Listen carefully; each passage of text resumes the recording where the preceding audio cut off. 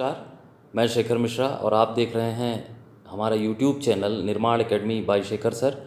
हम अपनी इस वीडियो में आज 24 सितंबर के महत्वपूर्ण करंट अफेयर्स के प्रश्न का संकलन लेके आए हैं, जिसको आपको कराने वाले हैं। और इसका जो फ्री PDF है वो हमारे टेलीग्राम चैनल से आप प्राप्त कर सकते हैं, जिसका मैं लिंक डिस्क्रिप्शन बॉक्स में दे रहा हूँ। वहाँ जाके आप चैनल को फॉलो कर लीजिएगा और वहाँ से फ्री PDF प्राप्त करिएगा। तो चलिए बिना विलंब किए हम अपने प्रश्नों की ओर चलते हैं। आज के 24 सितंबर के महत्वपूर्ण करंट अफेयर्स के प्रश्न हैं ये। चलिए पहला प्रश्न हम देखते हैं, आपके सामने है। अंतर्राष्ट्रीय सांकेतिक भाषा दिवस कब मनाया गया है? अभी हाल ही में अंतर्राष्ट्रीय सांकेतिक भाषा दिवस किस तिथि को मनाया गया है? ऑप्शन है 20 सितंबर, 21 सितंबर, 22 सितंबर और 23 सितंबर। इसका उत्तर आप साथ साथ दीजिए और अपनी तैयारी रखिए, बार बार रिवीजन करिए, अंतिम तक देखते रहिएगा। आप बहुत ही इंपॉर्टेंट क्वेश्चन है।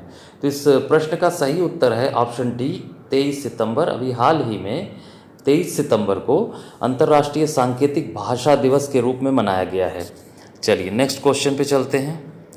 देखिए अगला प्रश्न है, 45वें शतरंज ओलंपियाड 2024 में किस देश ने पहली बार पुरुष एवं महिला दोनों वर्गों में स्वर्ण पदक जीता है? ये बहुत ही इम्पॉर्टेंट प्रश्न है, आगामी परीक्षाओं में ज़रूर पूछा जाएगा, क्योंकि यहाँ एक रिकॉर्ड बन गया है। ऐसा पहली बार हुआ है कि शतरंज ओलंपियाड में किसी देश ने पुरुष एवं महिला दोनों वर्गों में स्वर्ण पदक जीता है। ऑप्शन है चीन, भारत, उज्बेकिस्तान या अमेरिका। तो देखिए इसका सही उत्तर जो है वो है हमारा प्यारा भारत। और भारत ने ये कमाल कर दिखाया है, ये रिकॉर्ड बना दिया है कि महिला एवं पुरुष दोनों वर्गों में स्वर्ण पदक हासिल करके एक रिकॉर्ड स्थापित किया है। तो चलिए इस अगले प्रश्न की ओर चलते हैं। देखिए अगला जो प्रश्न है हमारा वो नियुक्ति से है। राष्ट्रीय अपराध रिकॉर्ड ब्यूरो NCRB, जिसका फुल फॉर्म भी याद रखिएगा, नेशनल क्राइम रिकॉर्ड ब्यूरो, यानी हिंदी में कहते हैं राष्ट्रीय अपराध रिकॉर्ड ब्यूरो के प्रमुख कौन बने हैं? इसके जो प्रमुख बने हैं उनका नाम आपको बताना है, और उनका नाम जो है वो है आलोक रंजन। आलोक रंजन जी जो हैं ये बन गए हैं NCRB के प्रमुख, याद रखिएगा। चलिए नेक्स्ट क्वेश्चन पे चलते हैं हम। देखिए ये बुक नई बुक है, उसके बारे में है। मदर मेरी कम्स टू मी, मदर मेरी कम्स टू मी नामक पुस्तक जो है इस किसने लिखी है? आपके ऑप्शन हैं अरुंधति राय, अनुजा चौहान, पार्वती शर्मा या श्वेता तनेजा। तो दोस्तों इस प्रश्न का जो सही उत्तर है वो है अरुंधति राय। ये प्रसिद्ध लेखिका हैं अरुंधति राय, जो भारतीय मूल की हैं, और इन्होंने ही लिखी है मदर मेरी कम्स टू मी। ठीक है, चलिए नेक्स्ट क्वेश्चन पे चलते हैं। देखिए आज का जो हमारा अगला प्रश्न है, 5वें नदी उत्सव 2024 का आयोजन कहाँ किया गया? 5वें नदी उत्सव 2024 का आयोजन कहाँ किया गया? ऑप्शन है आपके नई दिल्ली, राजस्थान, हिमाचल प्रदेश या अरुणाचल प्रदेश।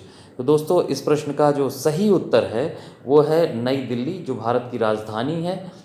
यहाँ जो है 5वें नदी उत्सव 2024 का आयोजन अभी हाल ही में किया गया था।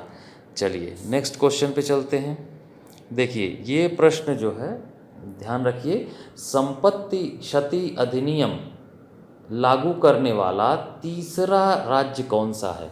ये उत्तर प्रदेश में भी लागू हो चुका है, और थर्ड जो स्टेट है वो कौन सा है? ऑप्शन है उत्तराखंड, सिक्किम, हिमाचल प्रदेश या गोवा।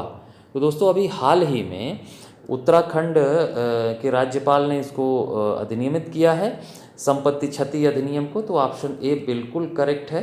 और उत्तराखंड के जो मुख्यमंत्री हैं पुष्कर सिंह धामी, उनके मंत्रिमंडल ने ये अधिनियम लागू करने के लिए पास किया, और वो फिर विधानसभा में पारित हो गया है। संपत्ति क्षति अधिनियम लागू करने वाला उत्तराखंड तीसरा राज्य बना है। चलिए नेक्स्ट क्वेश्चन पे चलते हैं। बहुत ही ज़्यादा इम्पॉर्टेंट है आपके लिए, इसको बिल्कुल ध्यान रखिएगा। ये आगामी परीक्षाओं में निश्चित ही आपको देखने को मिलेगा। ऑस्कर 2025 के लिए भारत की आधिकारिक प्रविष्टि के रूप में किस फिल्म का चयन किया गया है?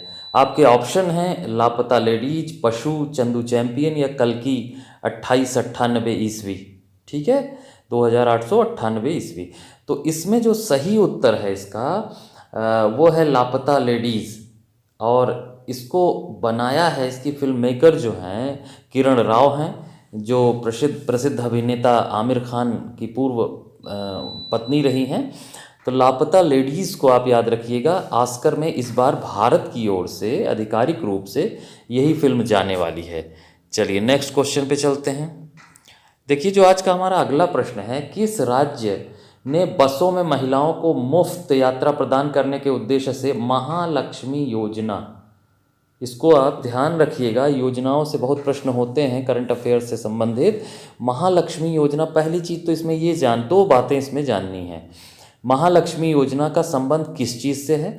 तो ये योजना बसों में महिलाओं को मुफ्त यात्रा प्रदान करने के उद्देश्य से इसको जो है लागू किया गया है।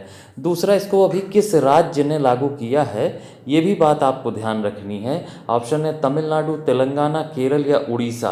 तो इसका सही उत्तर है तेलंगाना राज्य ने। तेलंगाना ने ही महिलाओं को बसों में सुविधा प्रदान करने के लिए, मुफ्त यात्रा प्रदान करने के लिए महालक्ष्मी योजना शुरू की है। चलिए नेक्स्ट क्वेश्चन पे चलते हैं।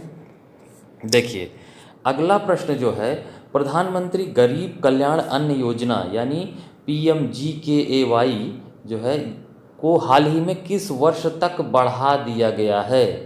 ये योजना लंबे समय से चल रही है। कोरोना काल में इस योजना का बड़ा लाभ मिला था और आपने ये देखा था कि सरकार के रिकॉर्ड के अनुसार 80 करोड़ लोगों को मुफ्त अनाज इसके माध्यम से वितरित किया गया था जब लोग कोरोना की महामारी से जूझ रहे थे। तो अभी हाल ही में इसको फिर से बढ़ा दिया गया है कुछ समय के लिए। तो किस वर्ष के लिए बढ़ाया गया है इस योजना को, यही प्रश्न है।